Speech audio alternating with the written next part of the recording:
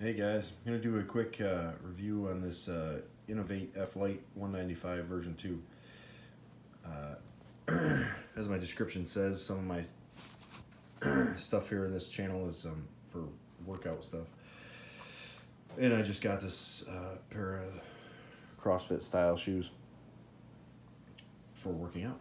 So I don't think I've ever done a shoe review before.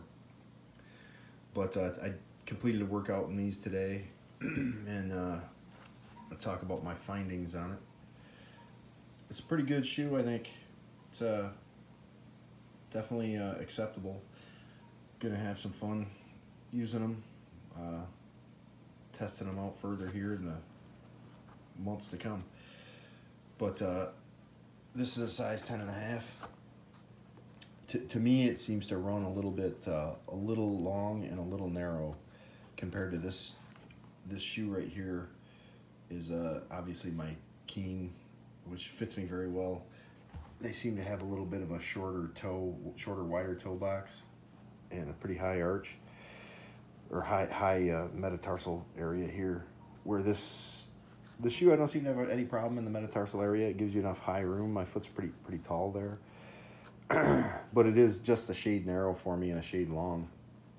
But I don't think it'll be a problem. I think it'll break in and wear pretty well.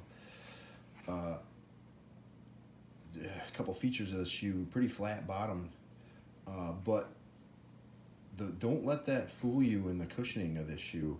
I found it to be exceptionally springy for the amount of thickness and of the support foam they give you here.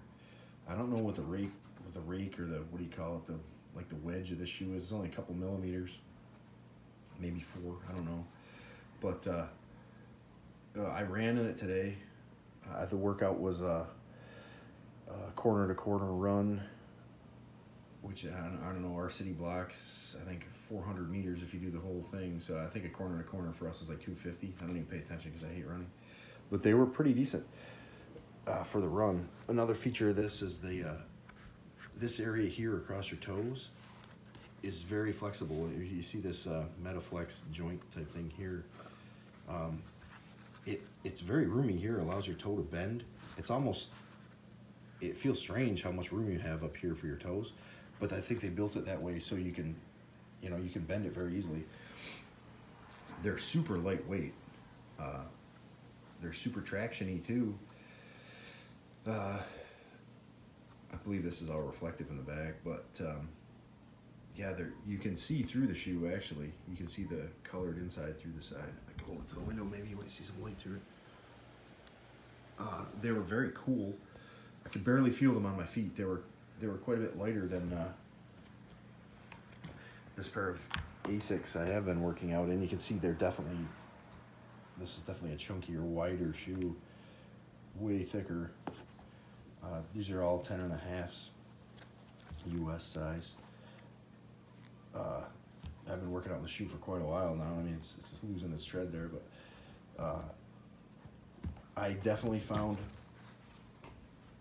this to be better with the deadlift portion of the workout. So I think I started talking about the workout. It was a corner to corner run, come back, and 20 parallel bar push-ups, followed by 10 deadlifts of 185 pounds. Then the next round was 20 hand release push-ups, and the next round was 20 clapping push-ups. The deadlifts were all the same. I finished that in 9:05, I think. It definitely would have been in the 8:30s probably if my forearm wasn't really messed up right now and I had to use wrist straps to deadlift to take the weight off my grip.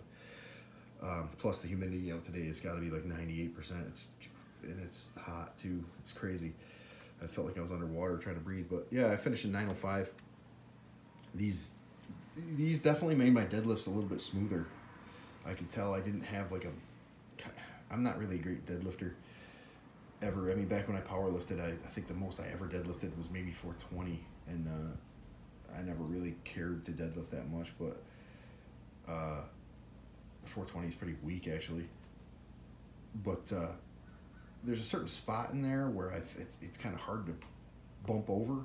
if you know what I mean, if you've ever deadlifted. And these seem to make it a little smoother from like the pick to the stand, the little transition, because of the closer your foot is to the ground, your heel anyway. Well, yeah, it's a pretty good shoe. It's the first time I ever bought a CrossFit type shoe. And I don't know, I definitely recommend trying them, especially if you have more of a longer, narrow foot.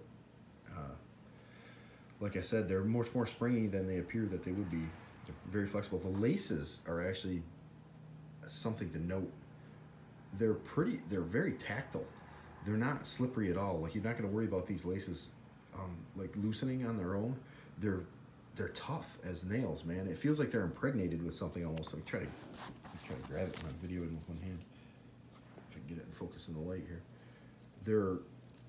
I don't know, man. They're like certainly tougher, and they bind against each other in the knot, if you know what I'm talking about. They're not slippery. Yeah, try these out. I think I got these for like $89 off a website called Hollabird Sports, I think it was called. I wish I could, for $89, I wish I could have tried on at least those Reebok Nano 4s, I think they are. I think it's 4. There's been a few different versions of it, but they came out with a new one. Or no, they re-released one of the Nanos. That was one of the favorite CrossFitting shoes. I've never been able to try that on because visually it looks a little bit more like it would fit my foot better, but I'm not going to pay $130 for a pair of CrossFit shoes. And when, you know, these were $89. They also, another thing they have is this coverage on the toe to protect the main fabric, obviously, to make it last longer when you're doing push-ups and stuff like that. So that's pretty cool. First thing I did with them was spill coffee on them, so at least it gets it out of the way. Now I won't be worried about making them ugly. See you later, guys.